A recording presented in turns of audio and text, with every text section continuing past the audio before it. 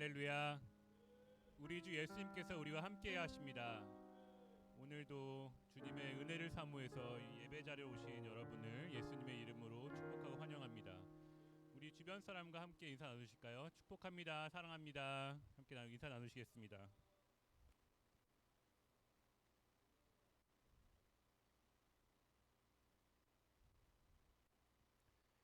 오늘 함께 은혜 받으실 말씀은 히브리서 12장 28절 말씀입니다. 히브리서 12장 28절 말씀 함께 읽겠습니다. 그러므로 우리가 흔들리지 않는 나라를 받았은즉 은혜를 받자 이로 말미암아 경건함과 두려움으로 하나님을 기쁘시게 섬길지니. 디도서 2장 말씀입니다. 하나님의 은혜가 나타나 우리를 양육하시되 경건하지 않은 것과 이 세상 정욕을 다 버리고 신중함과 의로움과 경건함으로 이 세상에 살고 복스러운 소망과 우리의 크신 하나님 구주 예수 그리스도의 영광이 나타나심을 기다리게 하셨으니 그가 우리를 대신하여 자신을 주심은 모든 불법에서 우리를 속량하시고 우리를 깨끗하게 하사 선한 일을 열심히 하는 자기 백성이 되게 하려 하심이라. 아멘. 함께 자리에 앉으시겠습니다.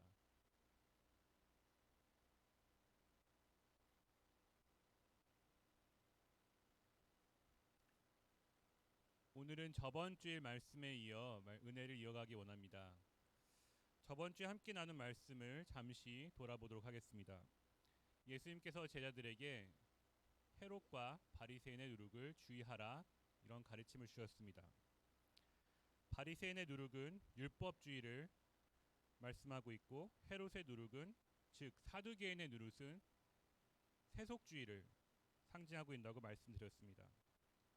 즉 이 땅 가운데 우리 그리스도인들이 하나님의 은혜 받은 백성이 되는 그 정체성을 오염시킬 수 있는 것이 바로 이 두 교훈에 대하여 조심하라, 주의하라 이렇게 말씀하신 것입니다. 그것은 바로 헤롯의 누룩을 따라 세상을 사랑하는 것과 또 바리새인의 누룩을 따라 율법적인 종교인의 삶을 사는 것입니다. 이것을 예수님께서 경고하시며 우리에게 주의라 하신 말씀하신 것은 이 두 누룩은 바로 은혜 받은 하나님의 백성이라는 나의 정체성에 대한 관한 문제이기 때문입니다. 우리는 다시 한번 말씀드리지만 하나님도 믿고 적당히 세상도 사랑하는 세속주의 그리스도인도 아니고 또 율법적인 종교인도 아닌 오직 은혜로 사는 그리스도임을 믿습니다. 저번 주에 헤롯의 누룩을 이기기 위한 중요한 방법 중 하나는 바로 우리의 시선을 세상에서 영혼으로 돌리는 것이라고 말씀드렸습니다. 즉 육체의 정욕, 안목의 정욕, 이생의 자랑에서 영원한 하나님의 함께서 주시는 영원한 그 행복과 그 상급을 바라보는 것입니다. 헤롯의 누룩을 이기는 법은 시선을 세상에서 영혼으로 돌리는 것이라고 할 때 바리새인의 누룩을 이기는 방법은 무엇일까요? 바로 시선을 내 자신에서 예수님께로 돌리는 것입니다. 율법주의 종교적 신앙에 빠진 사람들의 특징이 무엇입니까? 바로 시선이 오직 자신으로 고정되어 있는 것입니다. 예수님께서 말씀하신 비유 가운데 여러분께서 잘 아시는 바리새인과 세리에 대한 비유가 있습니다. 누가복음 18장에 또 자기를 의롭다고 믿고 다른 사람을 멸시하는 자들에게 이 비유로 말씀하시되 두 사람이 기도하러 성전에 올라가니 하나는 바리새인이요 하나는 세리라. 바리새인은 서서 따로 기도하여 이르되 하나님이여 내가 다른 사람들 곧 토색, 불의, 간음하는 자들과 같지 아니하고 또 이 세리와 같지 아니함을 감사나이다. 나는 일에 2번씩 금식하고 또 소득에 11조를 드리나이다 하고 반면 세리는 멀리 서서 감히 눈을 들어 하늘을 쳐다보지도 못하고 다만 가슴을 치며 이르되 하나님이여 불쌍히 여기소서 나는 죄인이소로이다 이렇게 고백하였습니다. 이 두 사람에 대하여서 예수님께서는 저 바리새인이 아니고 이 세리가 의롭다 하심을 받고 집에 내려갔느니라 말씀하셨습니다. 무릇 자기를 높이는 자는 낮아지고 자기를 낮추는 자는 하나님께서 높이시리라.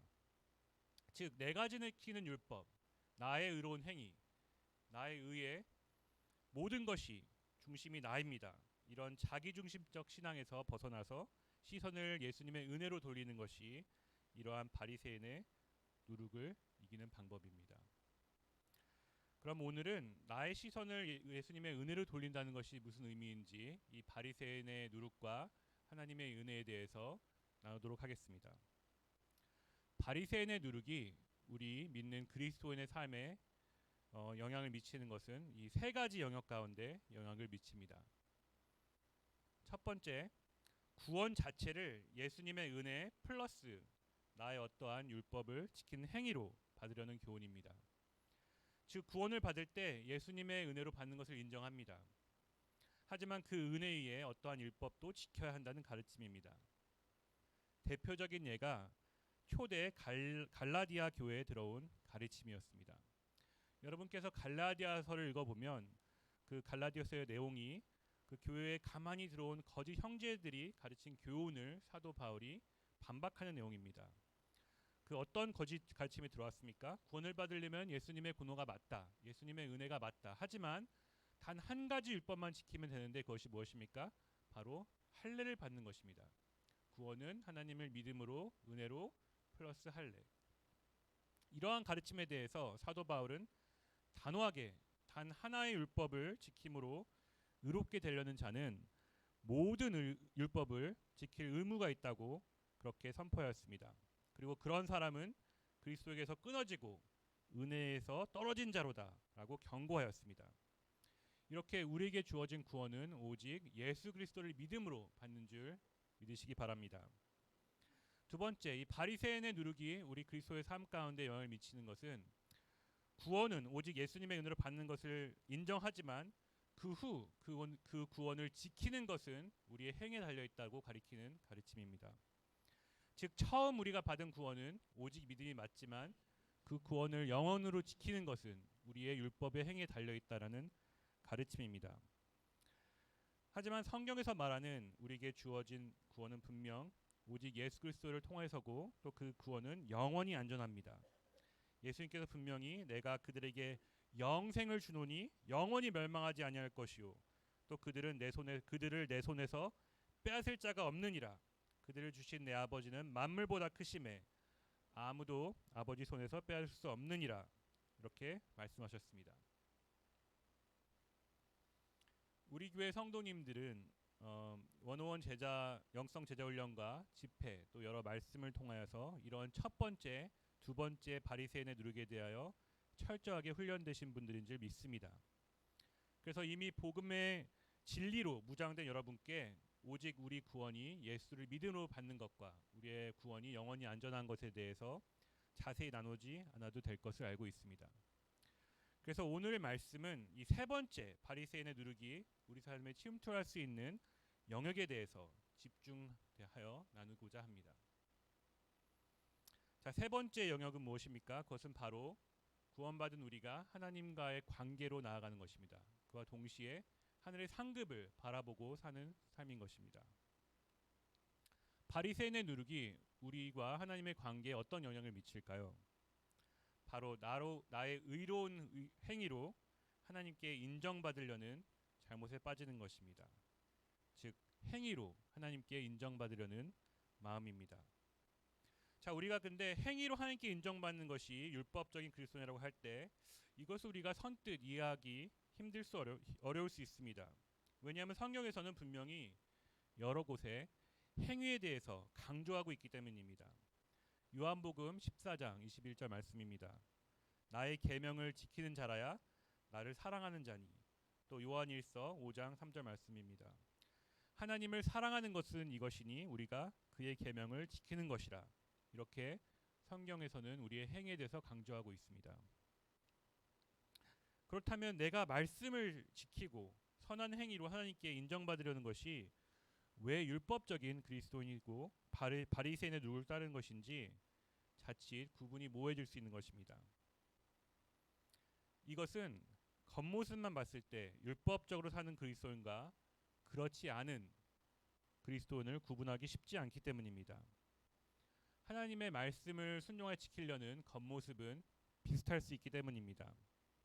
율법주의와 그렇지 않은 그리스도인을 구분하는 결정적인 차이점은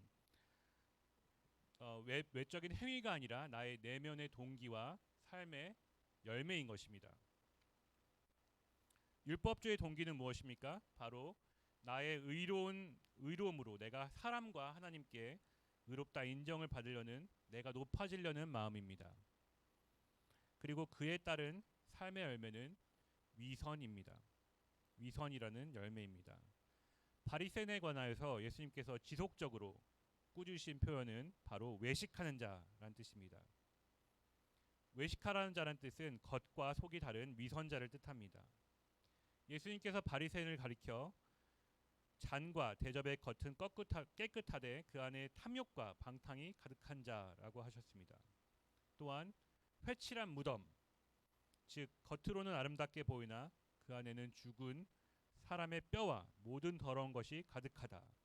이와 같이 너희도 겉으로는 사람들에게 옳게 보이되 안으로는 외식과 불법이 가득하다라고 예수님께서 바리새인에게 말씀하셨습니다. 사람은 자기 스스로 의롭게 될 수 있는 능력이 없습니다. 하지만 이러한 사람이 예수님의 은혜를 떠나 스스로 종교적인 열심으로 의르려고 한다면 필수적으로 그런 사람은 아무리 노력해도 그 겉에 행위는 사람들에게 의롭게 보일 수 있지만 그 속은 변하지 않았기 때문에 모든 율법적 종교인은 아무리 노력해도 위선자가 될 수밖에 없는 것입니다. 반면 참된 그리스도인은 그 마음의 동기가 바로 하나님께 받은 은혜입니다. 하나님의 관계에서 오직 내가 예수 그리스도의 의로서 의롭게 됨을 믿고 하나님께 담대하게 나아가는 것입니다. 내가 조금 의로운 행위를 하면 하나님 앞에 떳떳하고 마음이, 아니면 내가 조금 실수를 할 때 하나님 앞에 나아가는 것을 두려워하는 것이 아닌 언제나 담대히 하나님의 보좌 앞에 나갈 수 있는 그 마음은 바로 나의 의로 나아가는 것이 아닌 예수 그리스도의 의를 의지함으로 나아가는 그 마음이기 때문입니다. 그리고 이렇게 은혜로 사는 그리스도인의 열매는 자연스럽게 맺히는 열매는 바로 경건한 삶인 것입니다. 자, 이렇게 바리새인의 누룩을 이기는 이러한 하나님의 은혜로 사는 삶에 대하여 오늘 함께 나눈 본문 말씀을 통하여 좀 더 자세히 나누기 원합니다. 히브리서 12장 28절을 다시 보겠습니다. 그러므로 우리가 흔들리지 않는 나라를 받았은즉 은혜를 받자 이로 말미암아 경건함과 두려움으로 하나님을 기쁘시게 섬길지니, 즉 은혜를 받을 때 우리가 하나님을 기쁘게 섬길 수 있게 된다는 의미입니다. 그리고 디도서, 오늘 첫 본문 말씀 디도서 11절을 보면 하나님의 은혜가 나타나로 시작되어 14절의 결론은 우리를 깨끗하게 하사 선한 일을 열심히 하는 자기 백성이 되게 하려 하심이라, 이렇게 말씀하셨습니다. 즉 하나님의 은혜는 첫 번째로, 이 하나님의 은혜는 우리로 하여금 선한 일을 열심히 하는 자가 되게 하시는 것입니다. 여러분, 사단이 얼마나 교활하냐면 이 바리새인의 누룩을 가지고 이 세 번째 영역, 우리 그리스도의 삶을 공격할 때 우리로 하여금 바리새인의 누룩이 아닌 것을 바리새인의 누룩으로 믿도록 이렇게 우리를 혼돈되게 만드는 것입니다. 율법주의, 이단에 빠진 분들을 보면 그렇게 열심일 수가 없습니다. 저는 지난 한 3주 동안 여호와의 증인을 3번 정도 만났습니다. 마켓 파킹랏에서 저에게 다가온 한 팀이 있었고, 또 저희 집에 찾아온 2팀이 있었습니다. 이들은 자기의 열심으로 구원을 받아 14만 4천에 들어가려고 안간힘을 쓰고 있는 분들이셨습니다. 또 몰몬교를 믿고 있는 사람들도 열심히 보통이 아닙니다. 이 몰몬교를 믿고 있는 남자들은 성인이 되면 거의 대부분이 2년간 해외 선교를 다녀옵니다. 이렇게 잘못된 교리로, 율법으로 사람들을 열심으로 몰아넣는 것이, 또 두려움으로 그들을 열심으로 몰아넣는 것이 바로 율법주의 종교입니다. 하지만 은혜로 산다는 대다수 우리 그리스도인들의 모습은 어떻습니까? 하나님의 은혜 가운데 너무 느긋하게 있는 것이 아닌지 우리의 모습을 돌아보기 원합니다. 나는 이미 구원받았으니까 괜찮다고 우리만 편한 삶을 누리려는 그러한 모습이 있는 것은 아닌지요. 하나님의 은혜 아래 거하는 그리스도인들에게 주는 사단의 가장 큰 공격 중 하나는 바로 우리에게 열심과 열정을 빼앗아가는 것입니다. 하나님에 대한 열정은 율법주의가 아닙니다. 하나님에 대한 열심은 율법주의가 아닙니다. 율법을 지키는 그 행위가 율법주의가 아닙니다. 고린도전서 8장 3절에도 또 누구든지 하나님을 사랑하면 그 사람은 하나님도 알아주시느니라 라고 말씀하셨습니다. 사랑하는 성도 여러분, 여러분께서는 정말 하나님의 은혜를 경험하셨습니까? 그렇다면 힘껏 하나님을 사랑하시기를 바랍니다. 하나님에 대해서 열심과 열정을 품기를 축복합니다. 주의 전을 사모하는 열심이 나를 삼키리라 라는 말씀처럼 참된 은혜로 사는 우리들이 하나님의 은혜로 인하여서 선한 일에 대해서 열심을 품는 하나님의 백성이 되기를 축복합니다. 두 번째, 하나님의 은혜가 우리를 경건한 삶으로 인도합니다. 12절 말씀을 다시 보겠습니다. 디도서 12절 말씀입니다. 우리를 양육하시되 경건하지 않은 것과 이 세상 정욕을 다 버리고 신중함과 의로움과 경건함으로 이 세상에 살고. 이 말씀을 보면 은혜가 우리를 양육하신다라고 되어 있습니다. 우리가 먼저 경건한 삶을 살 때 그 경건한 삶이 하나님의 은혜로 우리를 인도하는 것이 아니라 하나님의 은혜가 우리를 경건한 삶으로 인도하는 것입니다. 하나님의 은혜는 우리를 죄의 습관 가운데 살도록 방치하는 것이 아니라 우리가 변화되어 예수님을 닮은 삶을 살 수 있는 능력을 주시는 것입니다. 이것으로 하여금 우리가 하늘의 상급을 받는 삶을 살 수 있도록 하여 줍니다. 여러분, 우리가 하늘의 상급을 바라보며 사는 것은 너무나도 중요합니다. 우리는 이 땅 가운데서 여러 가지 영혼을 바라보며 공력을 쌓습니다. 하지만 마지막 때에 하나님께서 불로 우리의 공력을 시험하실 때 지프로 쌓은 것은 전부 타버리고 오직 금과 은과 보석으로 쌓은 것만 남아 하나님께 상급을 받는다고 말씀하고 있습니다.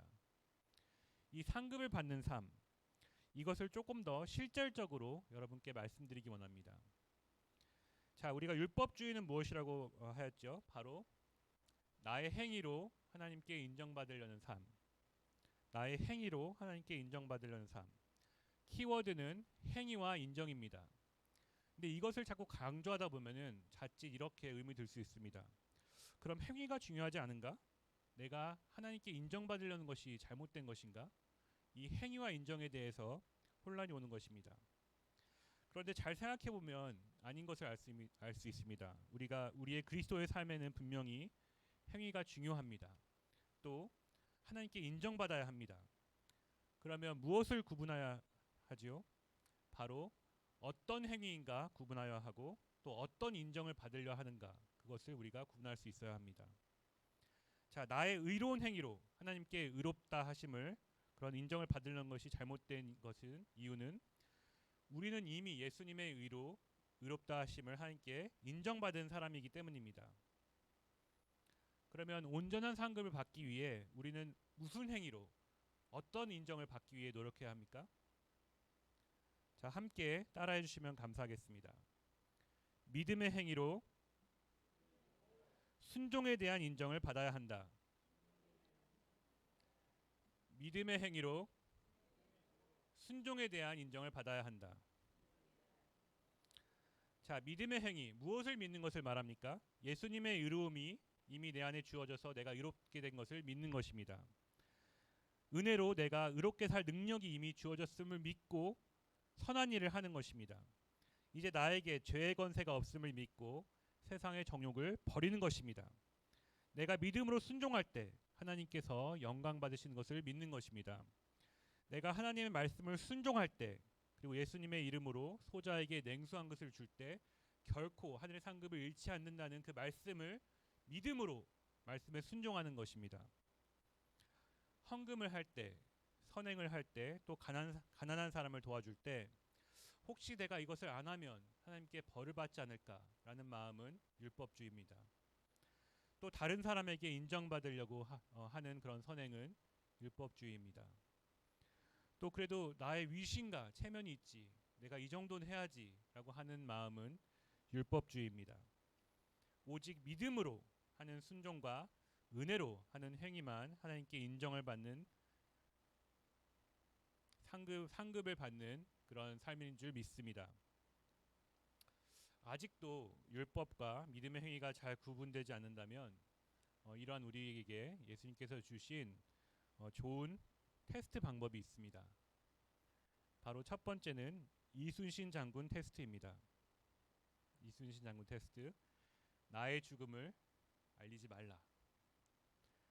무슨 뜻입니까? 사람에게 보이려고 그들 앞에서 너의 의를 행하지 않도록 주의하라.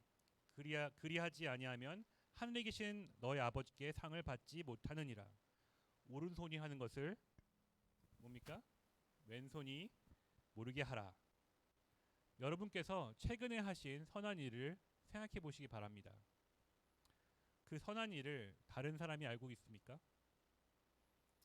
내가 한 거의 모든 선한 일들을 다른 사람들이 너무나 잘 알고 있다면 다시 한번 나의 마음의 동기를 점검해 봐야 합니다. 내가 이것을 믿음으로 행한 것인지 아니면 다른 사람에게 인정받으려고 행한 것인지 점검해 봐야 하는 것입니다. 두 번째 하나님께서 우리에게 주신 테스트는 내가 한 이 선한 행위 가운데 내 마음에 예수님의 마음이 있었는지 점검해 봐야 합니다. 고린도전서 13장 잘 아시는 사랑장이죠. 내가 내게 있는 모든 것을 구제하고 또 내 몸을 불사르게 내어줄지라도 사랑이 없으면 내게 아무 유익이 없느니라. 즉 어떠한 의로운 행위를 할지라도 예수님의 마음으로 사랑의 마음으로 그 대상에 대한 사랑의 마음을 행하지 않는다면 결코 나에게 상급이 없는 것입니다. 이렇게 예수님께서 주신 두 기준을 통하여서 우리의 동기를 항상 점검해 보기를 원합니다. 나의 선한 행위가 오직 은혜와 믿음으로 순종하고 온 것인지 아닌지를 점검하셔서 큰 하늘 상급을 받는 여러분 되시기를 축복합니다. 자, 은혜에 대해서 말씀을 이어가겠습니다. 세 번째, 은혜는 지속적으로 받는 것입니다. 13절을 다시 보겠습니다. 디도서 13절 말씀. 복스러운 소망과 우리의 크신 하나님 구주 예수 그리스도의 영광이 나타나심을 기다리게 하셨으니 은혜로 예수님이 오심을 기다리게 하셨으니. 하나님의 은혜는 우리로 하여금 미래에 대한 소망과 예수님께서 다시 오심을 기다리게 합니다. 왜 우리는 소망을 가지고 예수님께서 다시 오심을 기다릴 수 있습니까? 예수님께서 다시 나타나실 때 우리에게 주실 큰 은혜가 따로 있기 때문입니다. 베드로전서 1장 13절 말씀도 그러므로 너희 마음의 허리를 동이고 근신하여 예수 그리스도께서 나타나실 때 너희에게 갖다다 주실 은혜를 온전히 바랄지어다. 이 말씀은 우리가 하나님의 은혜를 과거에 한번 경험하고 그것을 그냥 회상하며 사는 것이 아닌 우리의 삶은 살아계신 오늘날 살아 역사하시는 그 하나님의 은혜를 지속적으로 경험하며 또 나에게 미래에 예수님이 오실 때 주실 그 소망을 바라보며 사는 찬 소망의 삶을 의미하는 것입니다.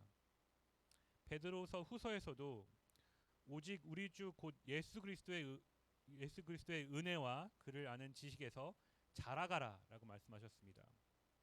우리는 은혜를 아는 지식에서도 자라가야 합니다. 자, 우리의 신앙 가운데 예수님과의 첫사랑을 회복하는 것은 참으로 중요합니다. 내가 처음 믿었을 때, 처음 그 은혜를 알게 되었을 때 느꼈던 그 감격과 그 사랑의 마음, 이것을 회복하고자 하는 것은 모든 그리스도인의 바람일 것입니다. 근데 우리는 어떻게 이러한 예수님과의 첫사랑을 회복할 수 있습니까? 그것은 예수님께서 나에게 베푸신 그 십자가의 사랑을 기억함과 동시에 오늘 나를 사랑하시는 그 예수님의 음성을 듣는 것입니다. 한번 예를 들어보겠습니다. 남편과 아내가 있습니다. 그런데 어떠한 이유로 이 남편과 아내는 서로에 대한 첫사랑이 식었다고 느끼고 있습니다. 이럴 때 부부관계의 첫사랑 회복하는 길은 그저 남편이나 아내가 나에게 과거에 했던 그런 옛사랑을 추억하는 것만이 아닙니다. 정말 신혼 때는 나에게 이것도 해주고 저것도 해주고 잘해주었는데 참 좋았다, 이렇게 회상하는 것이 첫사랑을 온전히 회복시킬 수 없는 것입니다. 첫사랑을 회복하는 것은 그것을 기억함을 동시에, 그 옛사랑을 기억함과 동시에 오늘 남편이, 오늘 아내가 나에게 베푸는 그 사랑을 깨닫고 경험하는 것입니다. 생각해 보니까 남편이 오늘도 일 끝나고 늦게 들어와서 지친 몸으로 나를 위해 설거지를 해줬구나. 오늘도 아내가 변함없이 나를 위해서 정성껏 맛있는 음식을 만들어 주었구나. 또 오늘뿐 아니라 내일도 동일하게 날 위해서 이렇게 사랑해 줄 것을 깨닫는 것. 내가 너무나도 당연하게 여기고 있던 것들을 깨닫는 것. 또 미처 깨닫지 못한 그 사랑을 지속적으로 깨닫고 경험하는 것이 첫사랑을 회복하게 하여 줍니다. 이와 같이 우리와 예수님의 첫사랑을 회복하는 것은 바로 예수님의 사랑을 지속적으로 경험하는 것입니다.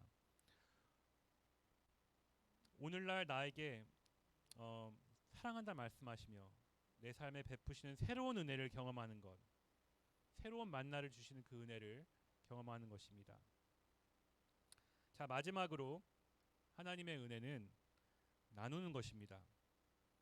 예배소서 4장 29절 말씀입니다. 무릇 더러운 말은 너희 입 밖에도 내지 말고 오직 덕을 세우는데 소용되는 대로 선한 말을 하여 듣는 자에게 은혜를 끼치게 하라.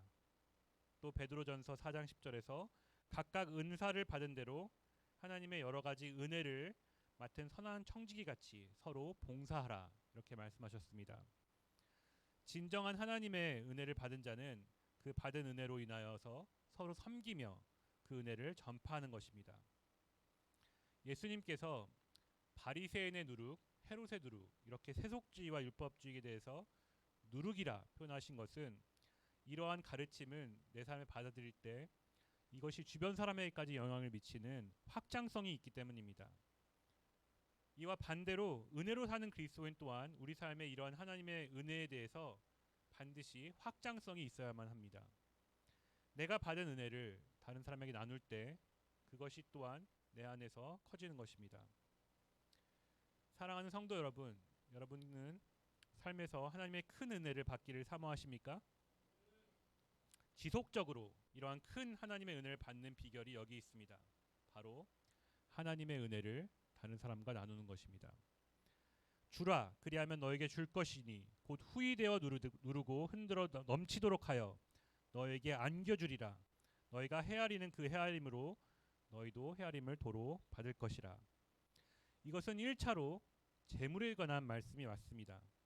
하지만 이것을 넓은 범위로 재물을 포함한 우리에게 하나님께서 주신 모든 그 은혜로 적용될 때, 여러분께서 하나님께서 받은 은혜를 나눌 때 하나님께서 여러분에게 더 큰 은혜를 주실 줄 믿습니다.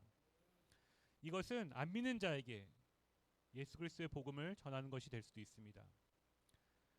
또 여러분의 이웃에게, 재정적으로 힘든 이웃에게 여러분의 재정을 나눈 것일 수도 있고, 또 믿는 우리의 형제 자매지만 지금 낙심하고 있는 분들에게 여러분들의 간증과 위로의 말을 전하는 것일 수도 있습니다. 또 치유와 복음의 회복이 필요한 분들께는 이번 6월 있을 영성 집회 초대하는 것도 의미합니다. 이렇게 우리가 은혜를 나눌 때 하나님께서 곧 나에게 더욱 후히되어 누르고 흔들어 넘치도록 주실 줄 믿습니다. 이제 말씀을 정리하겠습니다. 저번 주부터 오늘까지 우리가 나눈 이 바리새인과 헤롯을 주의하라라는 예수님의 가르침에 대하여서 살펴보았습니다.